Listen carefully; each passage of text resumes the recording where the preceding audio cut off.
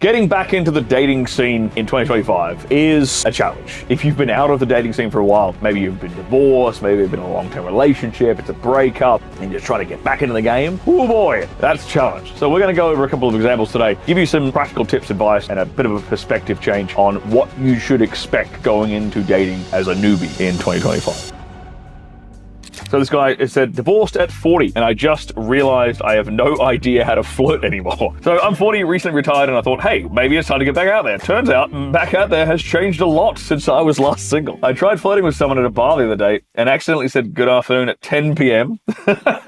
I panicked and walked away like I had just embarrassed my entire bloodline. Online dating, oh boy, I used to think ghosting was something only the Ghostbusters dealt with. Now I'm just collecting unanswered messages like Pokemon cards. Also, when did people start using so many acronyms? Someone told me they were looking for an LTR, and I nodded like I knew what that meant. I didn't know what that meant. Anyway, if anyone has a flirting crash course for old men, aka people born before the iPhone, I'm all ears. What's your best advice for someone getting back into the dating world after a long breakup? Now here's the thing. So this guy's 40. He's obviously had a life, probably got a lot of really interesting things to talk about. So he's not actually in a bad position, you know, unless he got divorced screwed. Hopefully he has some assets. He's got some resources. He's actually in a decent position. So it's not a terrible starting point, right? He just has like a strategy problem. So with the online dating thing, the ghosting stuff, I would suspect that his opening that his message he's sending women is probably something like hi or hey. 99% of dudes are sending something like that. First of all, you have to look at yourself as a product, and you have to look at your profile as branding, as like a sales page, as marketing. Women are not going to like you just because you're a nice guy. You have to sell a story. You have to sell a lifestyle. You have to sell yourself. So you have to present yourself in the best possible way you can. You have to present yourself in the most interesting way you can, in the most mysterious, unique way that you can. Photos or prompts or bios that leave questions unanswered, leave her asking questions, leave her wanting to know more. Mystery is a really, really big attraction trigger, and it's extremely good in online dating profiles, as is qualifying her. One of the things I had in my dating app profile for ages was like, I won't date you if you're a single mother. And I got so many prompt replies to that from women who weren't single mothers. Like, what's the deal against single mothers? I ain't got a problem with them. Here's why. Like, I'm not going to raise someone else's kid. It's a conversation starter, right? So being a bit of an asshole in your online dating profile will absolutely help you stand out. Taking good photos. It's so easy now. You can literally go on to like Airbnb experiences and find a photographer in your city who knows all the good places to take photos in your city, and they know how to take good photos. Walk around for a day, have 4 different outfits, 4 different locations, spend a few hours taking some good photos. You can have some fantastic photos in your dating app, and you actually present yourself 90% better than most guys. A tip on taking photos, by the way, if you're new to this, you're going to look awkward if you try to pose. So don't pose for the camera. Bring along some friends and just have a few beers, have a casual chat, have the photographer literally hiding in the bushes while you and your friends are having a great time, and tell them to capture you when you're talking, when you're holding court, when you're laughing, when you're having a great time, when you're paying attention to someone. Just capture all these different facial expressions. That will produce infinitely better results for a dating app profile photo, or for any photo in general, just for a photo, than you trying to pose if you do not know how to pose for a photo. Most guys do not have a clue how to pose for a photo.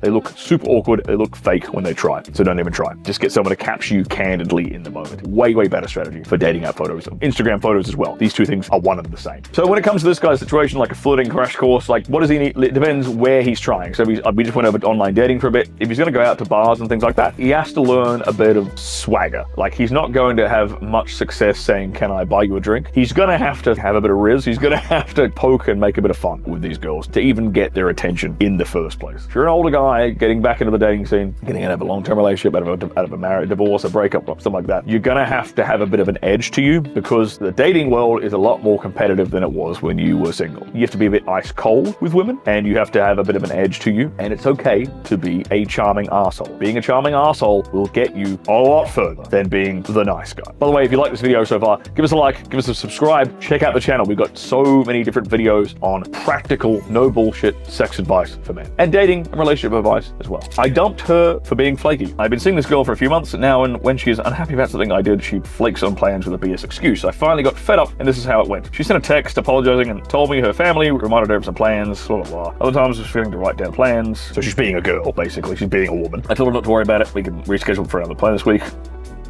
You should have ghosted her. She said, she's tried for any plans this week. Let's play for next week. I said I'm not available. She suggested the following week. I declined. You're talking too much with her already, bro. She said she's too stressed and to even ask for my reasoning. I broke up with her. If you're a few months into a relationship, if that's what you even had with this woman, I doubt it by the sounds of things. If you're in a relationship, you should be at the top of those priorities. There's no way she should be flaking on you like this much. This tells me that she had something else going on the side probably, and he was not priority number one in terms of dating aspects. She was probably using him for a few foodie calls here and there probably, and she was actually interested with another guy. So in this situation, again, guys getting back into the dating scene, like I said before, you have to be kind of ruthless, you have to be a bit cold, you have to be calculating, you have to have some self-respect and respect your own goddamn time. If a woman is going to disrespect your time, ghost her. Do not reply. You do not owe a woman an explanation for things like this. You need to stop pretending she's earned a certain level of respect from you when she hasn't. If she treats you like shit, cool. Blank message, ghost, ignore, move on.